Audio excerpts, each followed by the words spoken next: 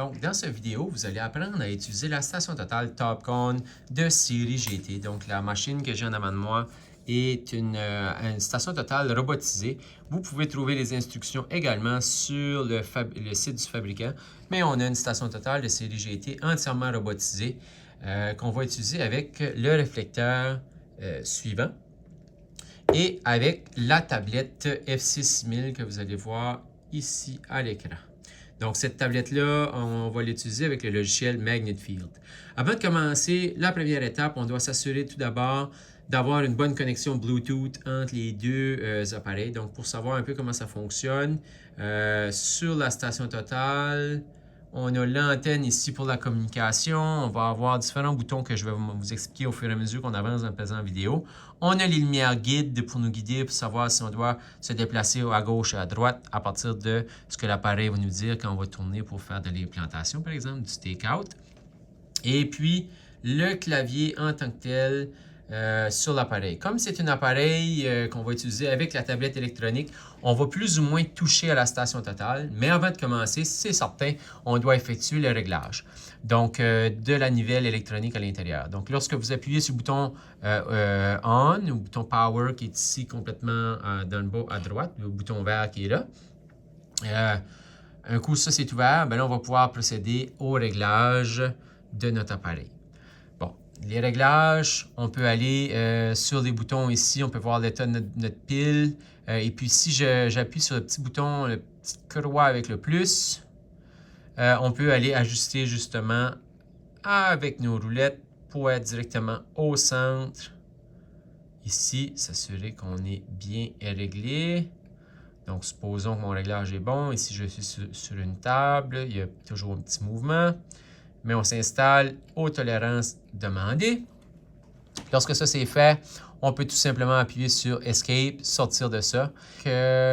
Après qu'on est au niveau, on s'assure d'utiliser le prisme. Donc, les boutons ici à droite, on a l'état de la pile. On a le menu ici pour nous dire quel est le type de prisme qu'on peut utiliser. Donc, il existe le prisme 360, un prisme, ça c'est une petite plaque réflectrice là, qui est à 0. On peut ajouter ou on peut modifier nos constantes de prisme à ce moment-là. Ici, si je ne me trompe pas, c'est lorsqu'on n'a aucun prisme. On peut utiliser cet appareil-là pour viser sans prisme. Et puis un prisme standard là, qui n'est pas 360 degrés. Donc, on choisit le prisme qu'on utilise selon le travail qu'on fait aujourd'hui. Donc, notre nivelle est à niveau. On peut choisir d'utiliser le laser, donc le pointeur laser, en cliquant sur le petit rond gris qui est là. Et puis, d'autres réglages, on peut s'amuser un peu dans la configuration. Donc, une fois notre prisme sélectionné ici, on peut toujours changer ça dans notre tablette électronique. Je vais vous montrer comment faire. Mais notre station totale est à niveau. Fait, techniquement, à cette étape-ci, on n'a plus de besoin d'utiliser le clavier comme on voit à l'écran. On va se concentrer sur le clavier de notre tablette. Donc, je vais vous expliquer comment programmer tout ça ici. Donc, première chose, on ouvre le logiciel Magnet Field. Donc, on va se créer un autre job. Ici, c'est de s'assurer que la connexion elle est bonne. Bon, on peut peut-être faire la connexion à l'instant. Donc, moi, je vais juste m'assurer de choisir ma station totale. Il ne faut pas oublier que les tablettes qu'on a ici sont autant bonnes pour les stations totales, comme nous ici, la Topcon GT ou un GPS HyperVR, par exemple. Ce sont deux instruments. Donc, il s'agit juste de choisir le bon type d'appareil, device type qu'on appelle. Donc, Optical, c'est la station totale, puis GNSS, c'est le GPS qu'on utiliserait. Donc, ma tablette est programmée pour les deux systèmes. Donc, j'ai choisi la station totale afin de m'y connecter. Je peux toujours sélectionner Connect to Last Used Bluetooth Device, donc se connecter à la dernière appareil qu'on a utilisé. Et puis, ça nous demande de nous demander pour la connexion à l'ouverture de la tablette, donc du logiciel, c'est ce qu'on veut. Donc, moi, je vais faire Connect ici.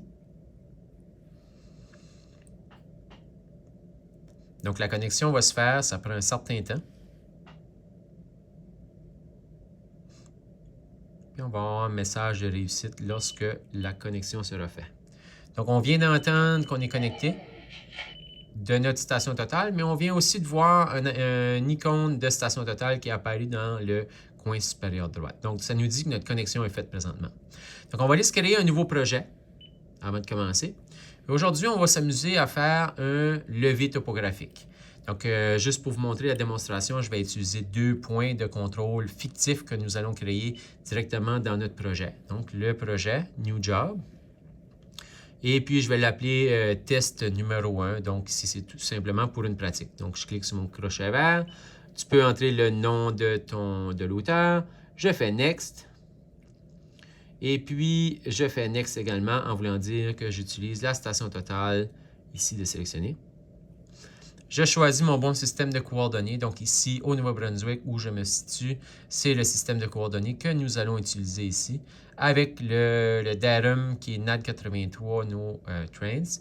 Et le modèle de géoïde. Dans la tablette, on s'assure d'avoir le bon géoïde selon le type de projet. Donc ici, aujourd'hui, je vais prendre le CGG 2013. Et je fais Next. Bon, donc on peut modifier nos unités ici pour les quantités. On peut même faire la même chose pour les angles, le système de coordonnées ou d'autres modifications selon la température des unités de mesure. Mais normalement, tous les réglages étaient de dire oui, on accepte ça. Donc, à l'étape, directement à la deuxième étape, lorsqu'on a choisi notre station totale GT, on pourrait tout simplement faire le crochet une fois nos réglages sont faits dans notre tablette électronique, si on n'a pas de modification aux unités à faire.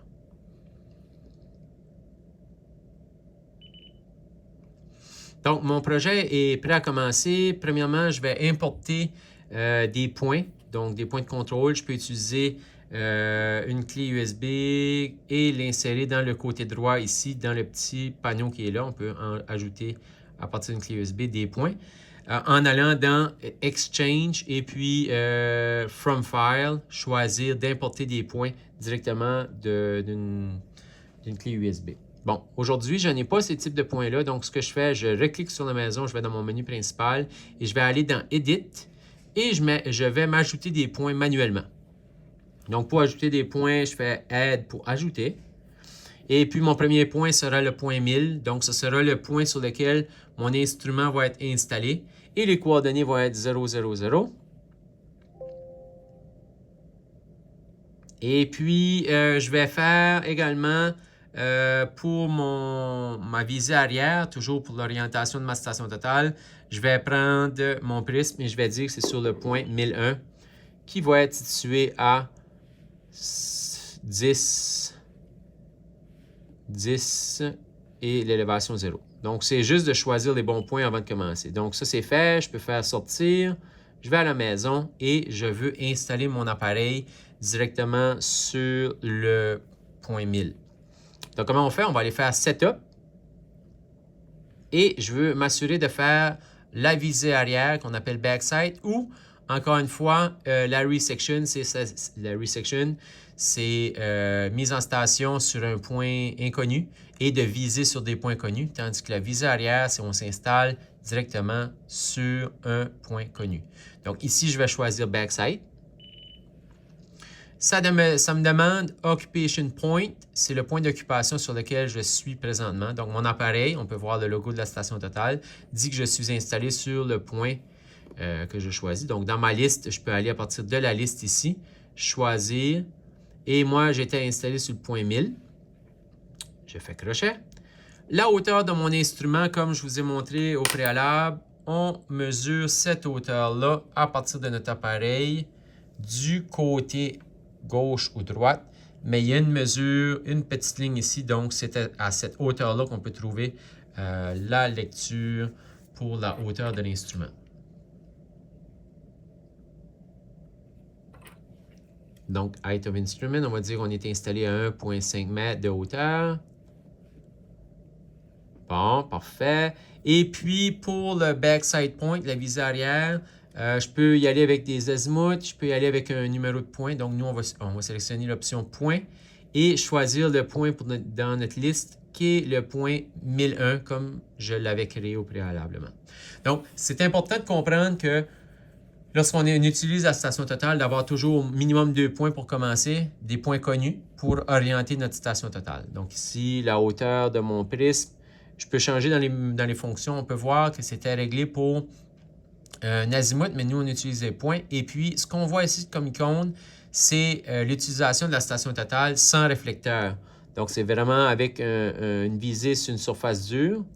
Mais on peut aller choisir le type de prisme qu'on veut en allant changer le EDM en haut.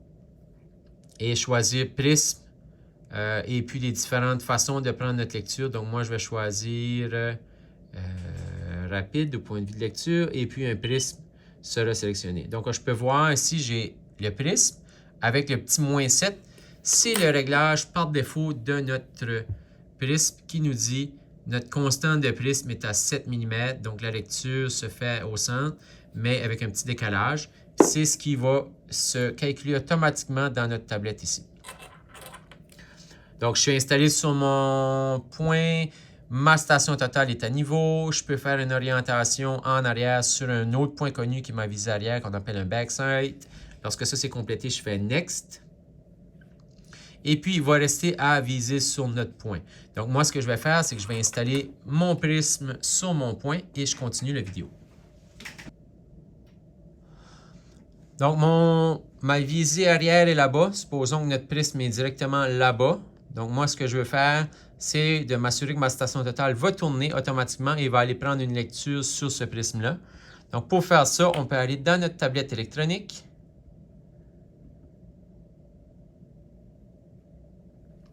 Et puis, je veux trouver mon prisme. Donc, il existe différents boutons ici. Je peux aller avec faire une recherche comme ça, mais ça fait une recherche beaucoup plus dans un espace restreint. Donc ici, on comprend que la station totale est orientée dans une direction qui n'est pas la même que mon prisme. Mon prisme est là-bas. Donc, ce n'est pas le bon réglage qu'on devait utiliser ici. On va y aller avec un réglage manuel. Donc, avec ça, je peux faire bouger ma station totale. Là. Je vais juste arrêter le réglage, qu'est-ce qui se passait tout à l'heure. Donc, je vais vous donner un portrait un peu plus global de ce qui se passe à l'écran. Et puis, en utilisant la flèche vers la gauche, vers la droite, désolé, je vais tourner ma station totale vers le prisme, du moins pour pouvoir faire une recherche préliminaire. Et à cette étape-là, je peux utiliser le bouton ici pour chercher pour le prisme.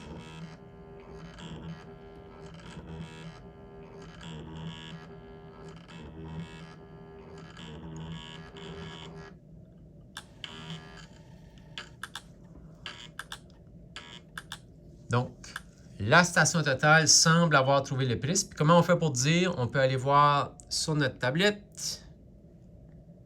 Et il devrait y avoir quelque chose qui nous montre en cliquant, en sortant du menu, comme de quoi que je suis directement connecté.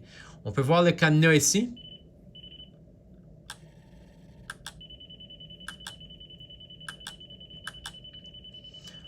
Donc, ma station totale est réglée sur le point. Elle peut viser directement sur le prisme. Je vais juste faire le bouton 7 ici.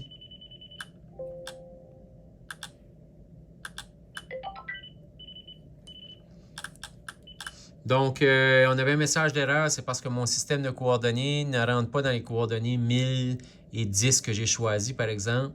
Donc, c'est juste pour te montrer que, étant donné que j'avais utilisé le système de coordonnées de ma région dans ma tablette, ça faisait le calcul. Donc, c'est un petit message d'erreur ici. Si j'utilise un système de coordonnées local, on n'aurait pas ce type d'erreur-là, par exemple. Donc, ça me dit que ma station totale est sur le point 1000. La hauteur de mon instrument, ma visée arrière, la hauteur du prisme, l'azimut entre les deux, l'angle dans le fond qu'on a là. Et puis, toutes les choses par rapport à la distance, par exemple, la distance horizontale entre les deux points. Je pourrais voir mon prisme. Ça me dit c'est quoi le type de point que j'ai là. Et puis, est-ce que j'ai l'information pour l'erreur ici? Donc, nous, on va devoir entrer les informations des erreurs. Donc, les erreurs sur la distance. On s'est trompé de 12 mètres sur la distance. Ne pas oublier qu'ici, c'est des points fictifs. Donc, normalement, les différences de distance en nord et en est et en élévation ne seront pas très grandes. Assurez-vous qu'elles sont à l'intérieur des tolérances permises pour votre projet. Et puis, on devrait noter ces élévations-là dans notre carnet de notes, les différences, pardon, dans notre carnet de notes pour s'assurer qu'on n'a pas d'erreur occasionnée en lien avec l'installation de nos appareils avant de débuter un projet. Donc là, notre visée arrière est fait. Je peux sortir de ce menu-là. Puis lorsque la visée arrière est faite, encore une fois, comme je dis, je sors du menu. Et puis, on peut aller directement dans le menu principal et faire Survey, qui veut dire aller faire un levé topographique, ou Stake, qui demande de faire de l'implantation. Donc, ici, je vais aller faire Survey pour aller faire un levé topographique. Et puis, j'ai différentes façons de faire avec Auto ou Auto Topo, mais moi, je vais utiliser Topo. Et je vais m'assurer d'entrer la hauteur de ma canne à prisme ici. Donc, la hauteur de la canne à prisme, on doit la mesurer à partir de notre prisme. Et sur le prisme, on a de l'information qui nous dit à quelle hauteur on va devoir ajouter. Assurez-vous de faire des tests pour savoir c'est quoi la hauteur que vous devez ajouter parce que la lecture va être là. Sinon, vos lectures auront une différence en élévation de 37 ou 50 mm. Donc, important de respecter ça. Donc, supposons que la hauteur, ici aujourd'hui, j'arrive à 2.037 comme hauteur. Et puis, je veux faire un levé topographique de différents points. Donc, vous pouvez créer votre propre liste de points. Mais supposément que je fais un bâtiment aujourd'hui. Donc, je vais prendre un levé topographique d'un bâtiment BDG pour Building en anglais. J'entre cela et puis je peux prendre ma lecture. Donc, une façon de prendre une distance en commençant ou d'enregistrer le point avec toute la distance et les angles, tout ça, directement dans le carnet. Donc, je vais essayer la station totale avec la disquette. Donc, la lecture se fait. Non, ça dit que ça n'a pas trouvé le point en tant que tel parce que le prisme est ici. Donc, on va procéder à l'installation du prisme de nouveau qui va être sur notre visée arrière, s'assurer qu'on est capable de prendre une distance.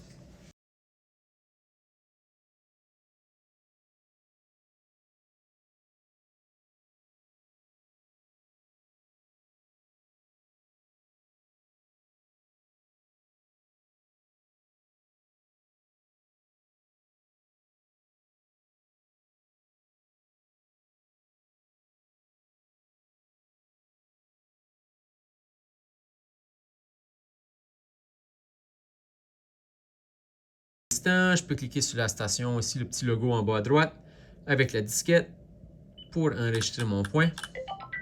Et puis, je viens d'enregistrer un point avec le premier code que j'utilise dans ce travail-là, dans cette job-là qui est BDG. Je fais juste d'accepter le nouveau code.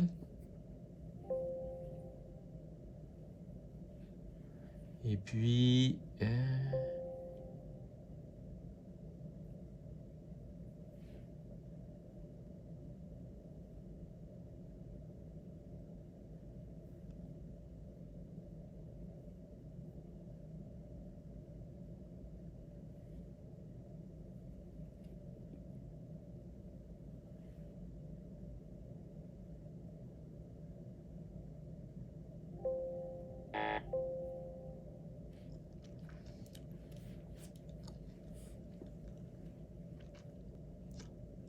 Donc, pour faire notre levé topographique, on s'assure d'entrer la bonne hauteur de notre canne à prisme. Donc, ici, bien évidemment, c'était 37 mm de plus que ma hauteur sur ma mire. Là. Donc, faites la mesure. Assurez-vous d'avoir la bonne mesure avant de commencer.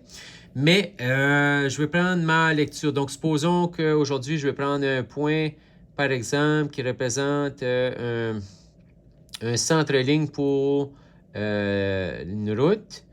Donc, est-ce que j'ai vraiment le code pour Centerline? Donc, Road Centerline, centre-ligne, ça va être le code CL ici. Et puis, ma hauteur est bonne, je peux prendre ma disquette. Ma station totale est directement sur le prisme. J'enregistre ceci. Et puis, ça a enregistré mon point Store. Donc, on est rendu au point 101 qui va être le prochain point. Donc, si je veux voir si mon point a bien fonctionné, je peux aller dans la petite maison.